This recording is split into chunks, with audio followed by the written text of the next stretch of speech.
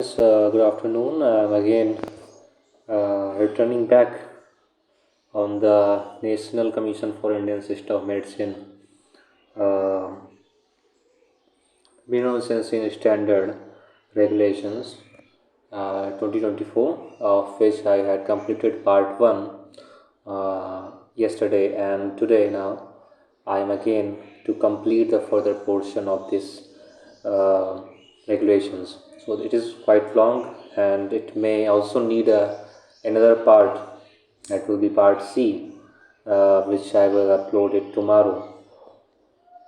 But during the coming forward on the part B, I would just like to recap the things that I had mentioned yesterday in the part A.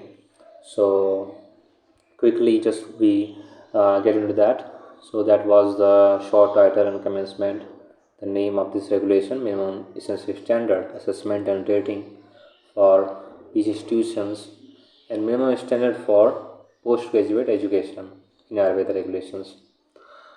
So this is also the minimum standard, essential standard, and also the minimum standard for education,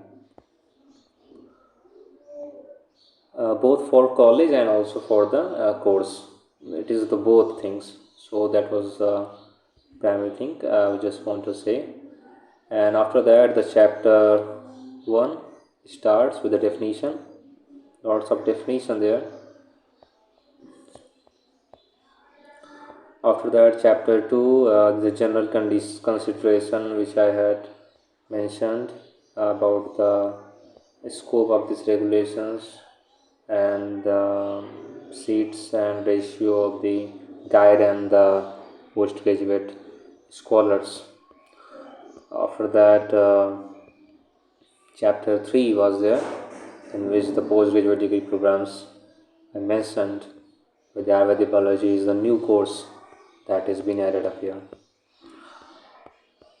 And after that, there is the chapter 4, which tells about the minimum essential standard of the institution.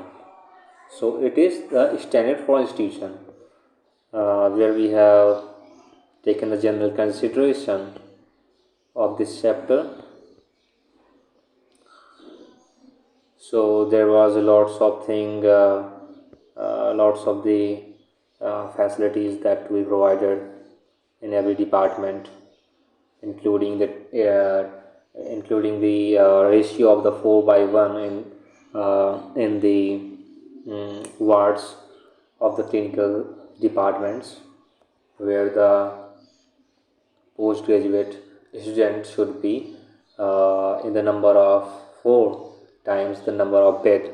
And also the you can see here in the Prasudi Tantra there will be a minimum 20 deliveries per month shall be the minimum requirement. So there was a very common thing in all the department, but this is specific for Prasudi Tantra. And these all the things we have discussed there. Minimum standard for human resources, we discussed it a lot, and timeline period to set up the standard by the colleges. So it is all specifically for the college, but now the things will be very crucial because it is coming for the postgraduate courses. The minimum standard for the courses, that will be very much important for the postgraduate scholars who are either just going to be admitted or just they are the scholars in present. So after that, chapter 6 commences with the inspection details, visitation and assessment by the MARB NCISM, where the scope of extended permission and yearly permission was there. And finally, coming on the chapter 7, which tells about the minimum standard of education of postgraduate degree program, means this is the standard for the program, not for the college.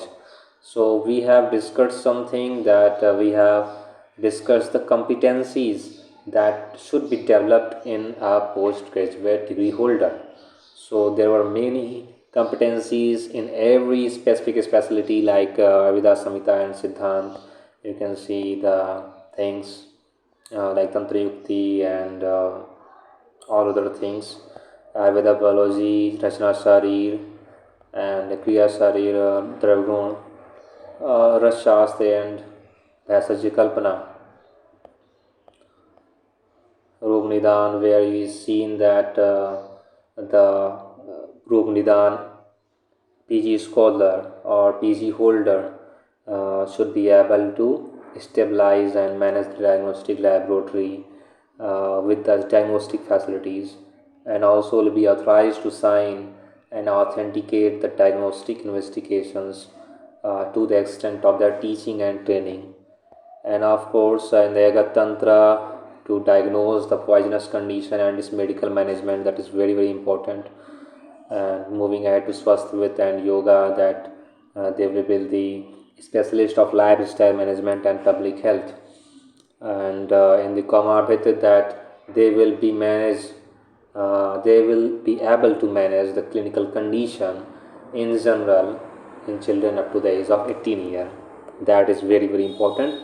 And moving ahead in the Kaya Chikitsa, will be able to diagnose clinically, and also they can manage the clinical condition in general and refer in the particular disease or conditions. And of course they can treat the acute and chronic clinical condition. So this is very, very significant. You can see here. And the Panchkarma and Upakarma, there was lots of things related to Panchkarma, and they will be the specialist of Panchkarma procedures. In the Stri Roga and Prasuditant, they will be able to manage gynecological conditions and also be able to perform the gynecological and obstetric surgery as per the teaching and training. So there is the stoppage of the query that whether they can perform the surgeries or not related to the gynecological or obstetrics. In the Shalatantra, we have described lots of surgery, wide range of surgery that is being provided here in these regulations. I'm not going to deal with that things again, but you can see my previous video in which I have discussed every procedure of the Shalatantra and also of the Shalakitantra, that they will be able to manage the clinical condition related to the eyes and ear, nose and throats. So, and also perform various therapeutic procedures, various surgeries that is being included in these regulations. So now moving ahead on that, medium of instructions, that will be Hindi, Sanskrit or English, and whatever the languages being included in the 8th schedule of the constitutions. And after that, the mode of admission in the postgraduate degree program, that will be a basic things. 3 things will be there, that the student will be the candidate will be the graduate of Ayurveda and also the medical practitioner, means he or she will be registered in the state chapter of the National Council of Indian Institute of Medicine, and also will be qualified in the postgraduate national entrance test that is now being currently organized as AIA PGT. And there is a lots of other things, we are skipping it all, and the student ratio, that is the other things. So now just moving ahead to the duration of course and attendance, that is very, very much important. I highlighted all the points that will be discussed today now, because in the absence of highlight, the viewers does not get the proper attention what I am trying to tell you about. So just now looking at that, the student have to attend the minimum 80% of the total academic activities to become eligible for university examinations, such as lectures, practical, clinical, online and offline workshops.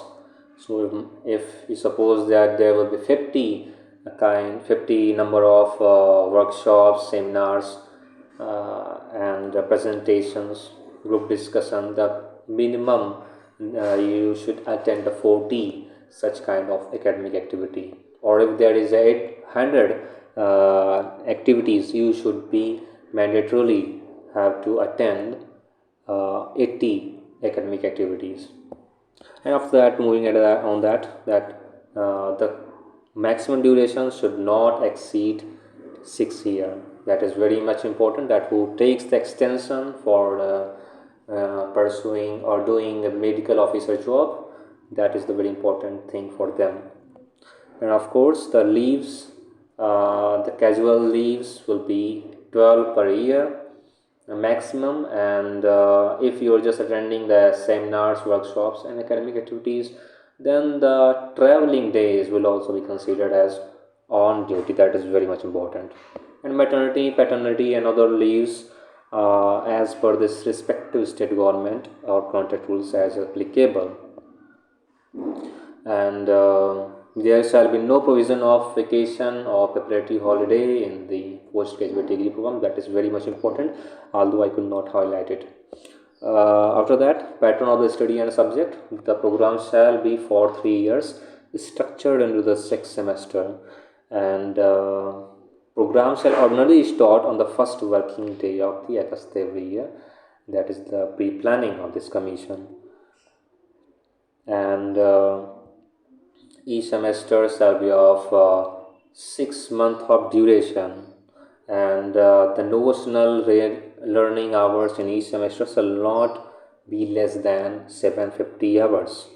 That will be devoted to the teaching, practical and clinical training, and experimental learning carried out during the dissertation research activities. So the method of teaching and training shall be detailed in the curriculum and syllabus that will be uploaded by the NCISM on their website. And there will be mandatory course subjects and elective in each semester as detailed in table 6. I will show you the table. The thing that is very much important, that these learning hours, 750 learning hours, are structured into the 25 credit of 30 hours each, and it means that every semester will constitute about the 25 credits, and the total learning hours should not be less than 4500 hours, and it will be divided into 150 credit point for entire duration of the program. So it means that 25 into 6, that will be 150 credit. The core subject will be taught in the form of modules, and each module may contain one or more credit. So here you can see that it's not a specific learning hours has been prescribed, but there is the prescription of credits, means though there will be minimum 1 credit in each module.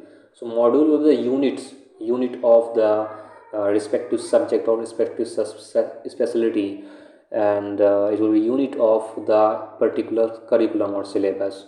So it will be taught in the form of a credit, and 1 credit will not be less than 30 hours. It means that it will constitute 30 hours exactly. And there will be 2 categories of electives, so there is a scope of electives also. Core subjects will be there, and also the electives. So there will be 2 electives, domain specific and capacity enhancement electives, and a student have to qualify minimum 12 electives. 6 will be the domain specific and 6 will be capacity enhancement during the entire program. And you can see that student have to qualify 1 elective from domain specific and 1 elective from capacity enhancement in each semester. So it is very much important. At the end of every module there will be assessment. At the end of each semester grading point average, SGPA will be calculated, and that is very much important. uh, and acquiring 60% of SGPA will be eligibility criteria for appearing summative assessment or exam. So at the end of every semester there will be the summative examination, but you have to acquire minimum 60% of SGPA. What is SGPA? I will describe it further now. But SGPA will be the average of modular grade point, means the marks that you achieve in the particular modules and the learning hours that you have attained in that modules, that is mentioned in the, that is the correlated in the modular grading point. But SGPA is the average of all the module grading point in the particular semester. So 60% of SGPA will be the eligibility criteria for appearing in summative assessment, and in the summative assessment there will be the papers, theory examinations and practical examinations also, like it was in before in the 2016 regulation. So the difference is there, the semester system and the grading system and modular system there. And you can see here the semester wise subject and activities, like in the first semester you see the sanskar orientation programs that will be common for everyone, and it will have 3 number of credits, and specific to specialty that will be 1 credit point. Research methodology will have the 9 number of credits. Biostatics will have the 8 credit point, and elective, the domain specific, will have the 2 number credits. Capacity enhancement will have the 2 credit points, and subtotal will be 25. And after that, in the semester 2, there will be the synopsis, which have the 5 number of credit, and applied basics of concerned specialty, that will be 16 credit point. The semester 2 elective will have the 2 credit point, and capacity enhancement will be 2. So the elective will have the 2 and 2, 4 credit point there in electives. So that will be common in every semester. And the third semester dissertation activity will have a score of 5 credit point. Mandatory course subjects will have the 16 core module points, and electives will have the 2 and 2. In the fourth semester, the same things is repeated here in the fourth, fifth and sixth semester, that 5, 16, 2 and 2 will be the credit. And after that, examination and assessment, that the assessments are carried out in the terms of formative assessment and summative assessment, and the degree course shall have 3 summative assessment or examination created by the university, and university shall conduct the summative examinations as detailed below. This first summative assessment at the end of first semester, and second assessment shall be at the end of second semester. But the third summative assessment will be the end of the sixth semester for third, fourth, fifth and sixth semester syllabus. Means the first assessment for first and second assessment for second semester, but the third assessment shall be for third to the sixth semester syllabus. And these summative assessment will have the papers, theory papers and practical, as I had told you earlier. And before appearing for the second summative assessment at the end of second semester, it is mandatory to the student to submit the synopsis within the specific period. And before appearing on the third assessment, At the end of sixth semester, the students will have been passed in all core subjects of first and second semester of the postgraduate degree programs, and the students shall have qualified the number of electives as provided in the curriculum, and students shall have submitted the dissertation. Third is the students shall have published at least one preprint of the dissertation in preprint repository servers, or publish or get accepted minimum one research paper in any one of the reputed index like UGC Care, PubMed, Web of Science, Science Citation Index, or Scopus. So that is very important, and research journal. And the students have presented at least one paper in national or international level seminar. This is also very much important. The university shall conduct the summative examinations ordinarily in the month of January and July every year, and the formative assessment shall be carried out by the concerned postgraduate department at the end of each module as per in the curriculum. And securing a minimum 60% of SGPA shall be the eligibility criteria. So I have told it earlier, it is mentioned earlier also. A minimum 60% of the SGPA in the first semester, and also the same thing, the 60% SGPA in the second semester. Average of third, fourth, fifth, and sixth semester SGPA shall be 60%, minimum 60% for appearing in the third semester summative assessment as conducted by the university. The ineligible student, that is very much important, I have highlighted that ineligible students due to the shortage of semester grade point average as provided in ABC shall become eligible for appearing in subsequent examination only after acquiring the required semester grading point average. Means the ineligible candidates who does not score up to the 60% of SGPA, they will become eligible for appearing further examinations, subsequent examinations, only after acquiring the 60% SGPA, and the duration of the program shall be extended proportionally. Means it will be extended as much you need the score of 60%. So it is very much important, and I will tell you how the SGPA will be calculated. Before that, you see the summative assessment, the number of summative assessments and the content of that. In the research methodology, it will be in the first semester, and paper will be one, and that will be theory 100 number, and biostatics will also be there in the first semester, and number of paper will be 1 with the theory of 100 marks. And in the second semester there will be the applied basics of the specialty. It will have one theory paper of 100 marks and a viva or practical of 200 marks.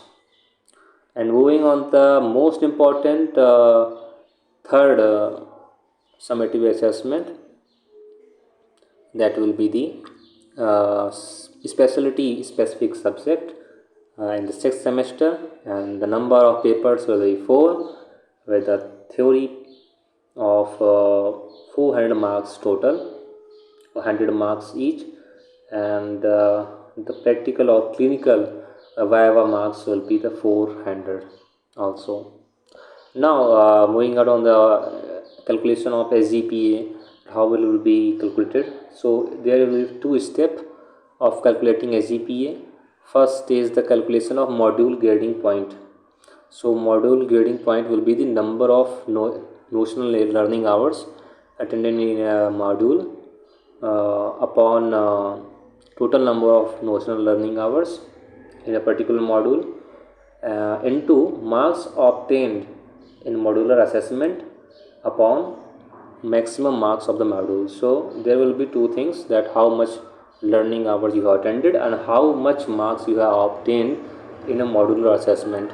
Means the both things will calculate your module grade point, and this modular assessment will be conducted by the department. So you have to regularly obtain the minimum 60% mark, so that you can have the module grading point of 60%. Also you have to attend at least 60% of learning hours, so that you can have the 60% mgp into 100. So after that, calculation of semester grading point average for each subject, average of all module grading point in a semester. So the average will be calculated of all module grading point. For being declared successful in the first and the second summative examination, the student shall have to secure minimum 50% in theory and 50% in practical or clinical, including viva work, wherever applicable. So for being successful in examination, you have to score minimum 50%. In the third summative examination, the student shall have to secure aggregate of 50% of all papers and a minimum of 40% in each paper of theory examination. Means you have to secure 50% marks in aggregate, but it would not be less than 40% in each paper of theory examination, and 50% in practical or clinical, including viva book. A candidate obtaining 60% in and 65% and above marks shall be awarded first class in that subject, and 75% and above marks will be awarded distinction in that subject. This is also very important that a student fails in any component, either in theory or practical or clinical or both, in any of the summative assessment, the student shall have to appear all component of the examination. Means you get fail in any of the theory papers in the third summative examination, you have to completely appear in all the component of the third summative assessment, and failed student shall appear for subsequent examination every 6 months by the university. So it will be extended by 6 months, the duration of your PG courses, if you fail in that particular summative assessment. The postgraduate degree shall be conferred after the dissertation has been accepted and the student has passed the third summative assessment. That is fine. There shall be no provision for grace marks in postgraduate examination. And now moving ahead to the examination, examiners, like appointment of examiners and eligibility of a postgraduate examiner. So appointment of examiners is very important, as you should know about the examiner. So for the each subject in a semester first and second, the semester examination or assessment shall be conducted by two examiners, one of whom will be external and one of the from same institution, and there shall be double valuation of the theory paper, and in the first and second assessment, and sixth semester or the third semester assessment shall be conducted by a team of four examiners, as detailed here now. The two examiners shall be from external university and two from the internal university or institution. So in the first and second summative examination, there will be a two examiner, and in the third summative assessment will be a total of four examiners. The theory answer script of the third assessment will be evaluated by four examiners, wherein the average of the four evaluation will be considered as the final mark, and there shall be no provision for re-evaluation of the answer script. That is very much important.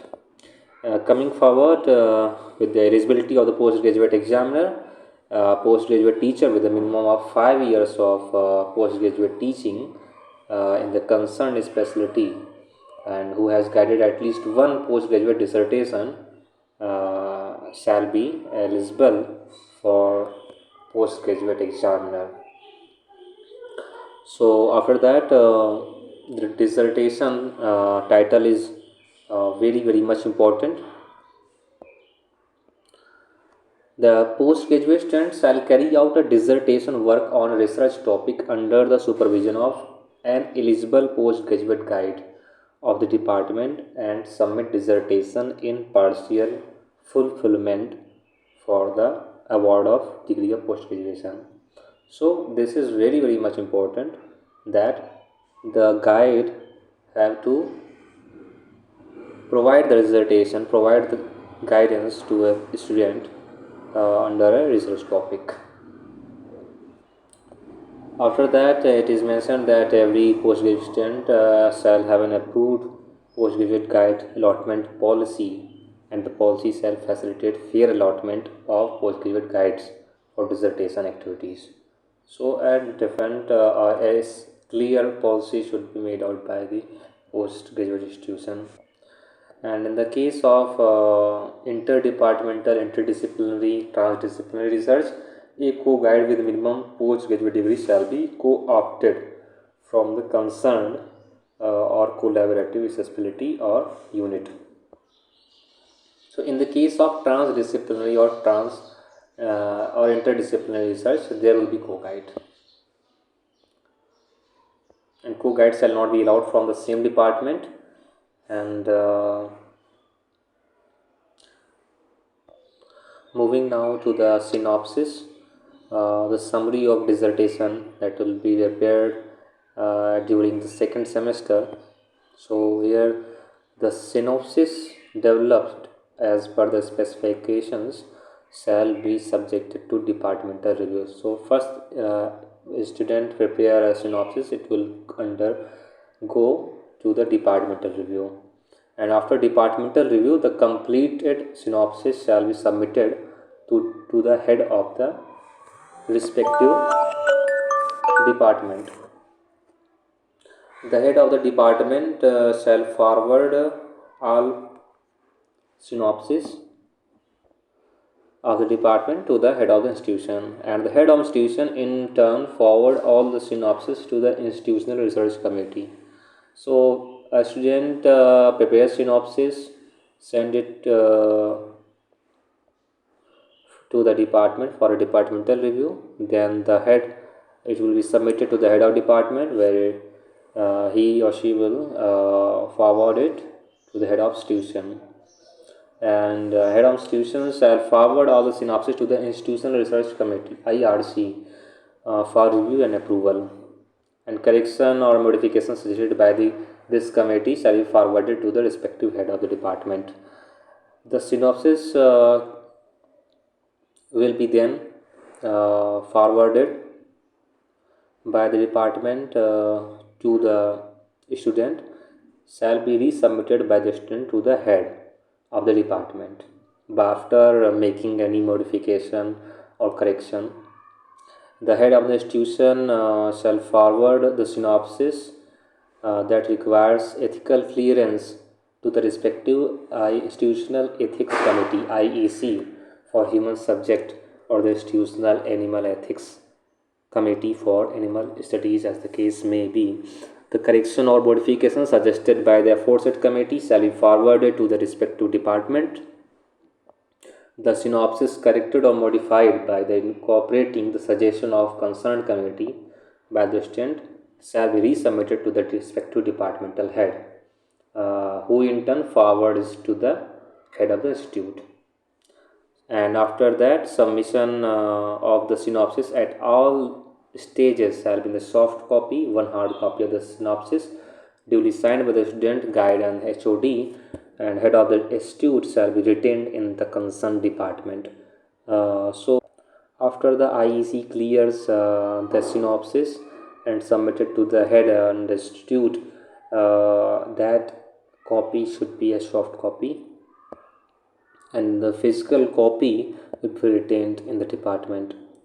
And soft copy completed in all aspect and obtaining approval from the relevant institutional research and ethics committee shall be forwarded to the university by the head of institution on or before the last working day of the 9th month of the postgraduate degree program during semester 2 for registration. So it will be forwarded to the university before ninth month. After the commencement of the PG course, submission of the synopsis within the prescribed time is mandatory to appear for second semester or summative examination conducted by the university. So it is very much important that if you do not submit the synopsis before the summative examination, you will not be eligible to appear in the summative examination, and the second term of the second semester shall be extended by the 6 month. That is very much crucial. Institution shall not charge any additional fees for synopsis approval process. It has been seen that some colleges takes the fees from the student to approve the synopsis, so it is prohibited under this regulation. Upon receipt of the dissertation title and synopsis, the university shall register the title of the dissertation and synopsis by allotting registered number. So after receiving the synopsis, the formality will be there by the university side, and the dissertation research activity shall be started only after the registration of title and synopsis by the university. So if a student want to proceed the dissertation activity, then he or she will have to wait for the registration of the synopsis. After receiving the registration notification from the university, the student, under the guidance of the respective guide, prepares a calendar of event of research activity and submit it to the head of the department. The same shall be verified by the institutional research committee while reviewing the progress of the study.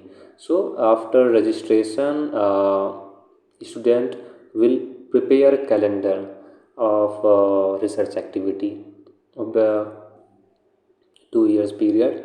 So in that period, he or she will do all those things according to his or her calendar. The institutional research committee shall periodically monitor the dissertation activity in the terms of progress of research activity with respect to the calendar of research activity and quality of research and adherence to the method and standard as per the approved synopsis. So these two kind of things that will be monitored by the IRC, that is progress of research activity and quality of research. On completion of research or dissertation activity with the recommendation of the guide through the head of department, pre-submission of the dissertation shall be arranged from 30th to the 32nd month of the postgraduate program, wherein the institutional research committee reviews the entire study. So after the completion of 30 month, pre-submission will be arranged, and IRC will review the entire dissertation. The IRC may approve or suggest correction or modification. MCN shall be communicated to the student through the head of department, and after the incorporating the modification suggested by IRC, the draft dissertation shall be forwarded by the student to the plagiarism scrutiny cell. So that is very much important, that plagiarism scrutiny cell is also be stabilized under this regulation 27 through the guide and the head of department. So after the modification done by student on suggestion by IRC, it will be sent to the plagiarism scrutiny cell. After plagiarism checking, the plagiarism scrutiny cell finds the plagiarism in the dissertation is within permissible limit of not more than 15%. So that is the maximum limit of 15%. Plagiarism is what is this thing? So it is actually copy and pasting of any literature. So that is called as plagiarism. To check this kind of illegal activity, the plagiarism scrutiny cell has been stabilized under this regulation, and it will be the maximum ceiling of 15% plagiarism, that will be punishable. The plagiarism scrutiny cell shall issue a plagiarism clearance certificate in Annexure 1. So, PCC will be issued by this cell after checking whole the dissertation study. In that case, plagiarism is more than 15%. Draft shall be referred back to the concerned department with the plagiarism check report. The plagiarism check report shall be received by the department academic integrity committee comprising the head of department as chairman of the committee, one faculty member from the concerned department and one from the another department. And if it is satisfied, the committee shall recommend to the plagiarism scrutiny cell in Annexure 2 to issue a plagiarism clearance certificate. So after the departmental academic integrity committee just recommend the study, after satisfied to the plagiarism scrutiny cell to issue a plagiarism clearance certificate. And if the committee is not satisfied, the students shall be directed to modify and resubmit the draft dissertation to plagiarism scrutiny cell. And the final dissertation, it is very much important, with certificate including a plagiarism clearance certificate shall be submitted to the head of the institute through the head of the department in soft copy between 31st and 32nd month of the postgraduate program. So final dissertation will be submitted to the head of the institute earlier in the 31st and 32nd month. One hard copy will be signed by a student and will be retained in the department, just like the synopsis. And now here you see the plagiarism related procedures specified in the figure 1, that is submission of draft dissertation to cell, and if the plagiarism is less than 15%, issue a plagiarism clearance certificate. If it is more than 15%, return to the department along with the plagiarism check report, review by the departmental committee, and if it is satisfactory, then recommend to the cell again and to issue plagiarism clearance certificate. And if it is not satisfactory, then return to the scholar for modification, where it will be resubmitted after modification to the plagiarism scrutiny cell. And the format and specification in terms of pages, words, font type, line spacing shall be as per guidelines provided in the curriculum as specified by the commission. So this is the dissertation criteria will be provided in the curriculum. All the dissertations approved by the institutional research review committee, institutional research committee, or the institutional scientific committee, as the case may be, shall be forwarded in soft copy to the university by the head of the institute.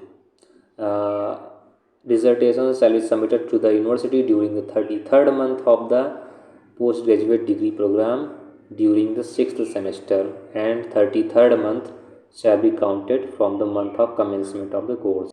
So in the 32nd month it was been submitted to the head of the institute, and the 33rd month will be submitted to the university. The head of institute shall notify the dates and the following date of pre-submission and submission of dissertation to department and to the head of and from department to the head of institution, and submission from the institution to the affiliated university. And the dissertation shall be evaluated and assessed by 3 examiners. So final summative examination is being assessed by 4 examiners, while the dissertation will be assessed by 3 examiners. And this is the table 8, which shows the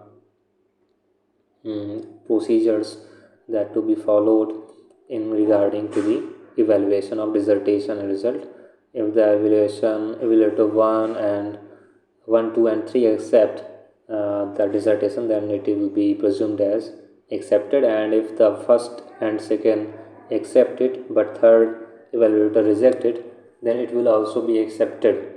But if the first one evaluator is accepting the dissertation, but while the rest two are rejecting the dissertation, it will refer to the fourth evaluator, and if it is accepted, the dissertation will be considered accepted.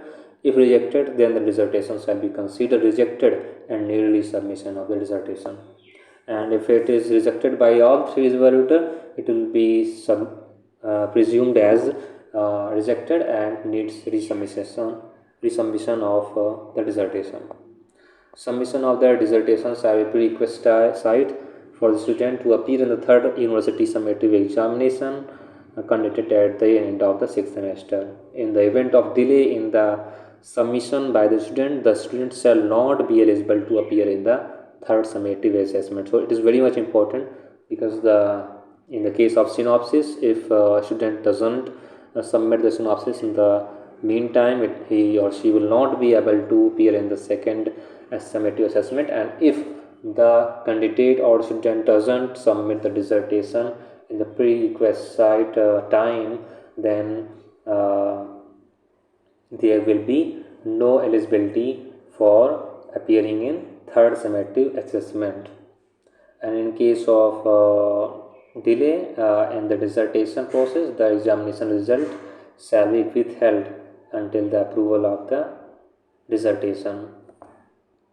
So if there will be delay in the process, the result will be also delayed. And all the approved dissertations shall be displayed either as title or complete dissertation on the institutional website, university website, and other databases such as Shodhgandha. And it is also very much important that once the portal for synopsis as well as the dissertation management system of the National Commission for Indian System of Medicine is operational, the process of synopsis submission and approval, research progress monitoring, dissertation submission and evaluation, and all these like of things will be through the commission portal.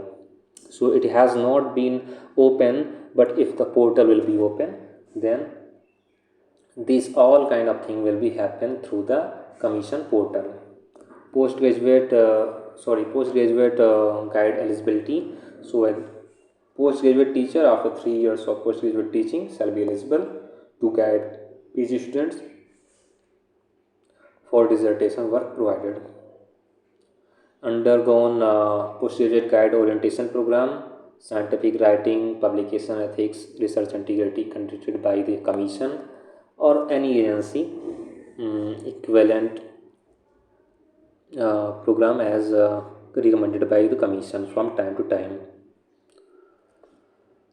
The maximum number of students, including postgraduate student, such as Doctor of Philosophy and Doctor of Medicine, to be guided shall not be exceeded 10 at any given point of time. So a professor or a guide will not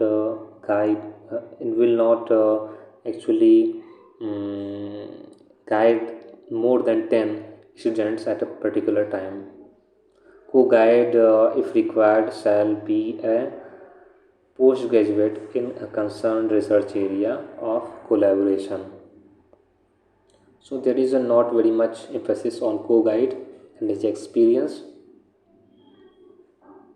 but the teaching staff engaged on contractual basis shall not be eligible to guide the students for their dissertation. It is very much important that many colleges have teachers on the contractual behalf and they guide the students, then it will not be eligible. So this is very much important here. Things, a deputed teacher shall not be allotted students to guide dissertation unless the duration of the deputation is not less than 3 years. So if a graduate, if a teacher is being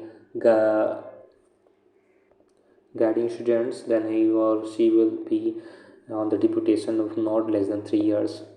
So research committees, different type of research committee will be stabilized, and there should be common research committee, institutional research committee, up to 5 PG programs. In case of more than 5, there shall be 2 IRC, namely for conceptual and experimental studies and for clinical studies.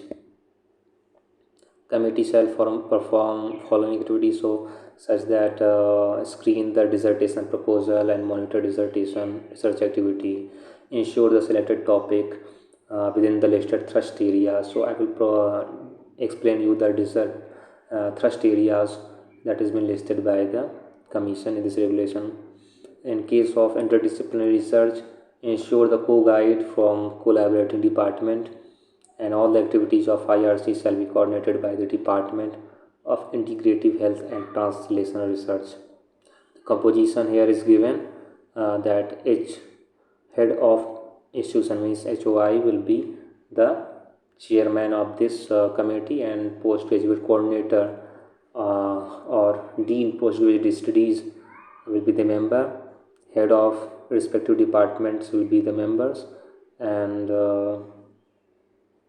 biostatisticians and 2 external members from Research Council of Medical or Ayurveda or Pharmacy Institution, and head of the Department of Integrative Health and Translational Research will be the member secretary.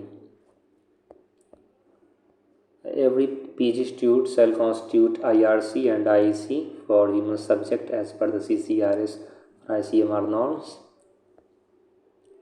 Institutional Animal Ethics Committee for Animal Studies shall be constituted as per for the purpose of the control and supervision of experiment or animal guidelines. And all the constituents committee shall have clearly defined SOPs. The committee, apart from reviewing and approving the research proposal, shall also monitor the studies and ensure the adherence to the research standard. And after that, there is a area of research that is to be provided here, but to the long video here, I cannot move ahead of that thing because there is a lot of thing here in this area of research. I will explain it further in the next video that I will upload tomorrow in the area of research, and also the DM program, PhD programs, all these kinds of thing I will take it in the next video in the part C. But I will conclude here, and I will want to every one of the viewers to just forward it to the students who are in postgraduate or going to admit in the postgraduate studies this year, who have been allotted or admitted in this institute, so that they can have the basic knowledge of the rules and regulations regarding their PG studies and their dissertation and all kinds of things.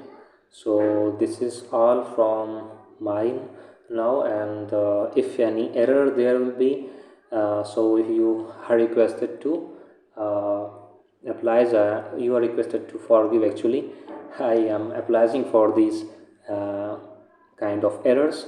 I'm trying to just make better and smooth lectures on these topics, but due to some reasons it does not happens. Then you are all supposed to forgive all those errors and provide your precious opinions and precious suggestion in the comment section. And if you have any queries, then also you can write it on the comment box. I will see if I will see the comments, then I will reply those comments and those queries as soon as possible. And if there are any kind of other kind of things, then you can also share on the comment section whether it is related to this topic or not, because I will really be happy to just see these things which is happening in the current world, so that I can also make emphasis on those things, and my knowledge must be gained after these all kind of transdisciplinary things that is being provided by you. So I'm just very much happy, and I'm just waiting to conclude this video. So thank you very much. Namaste, and waiting for the next video. Thank you all.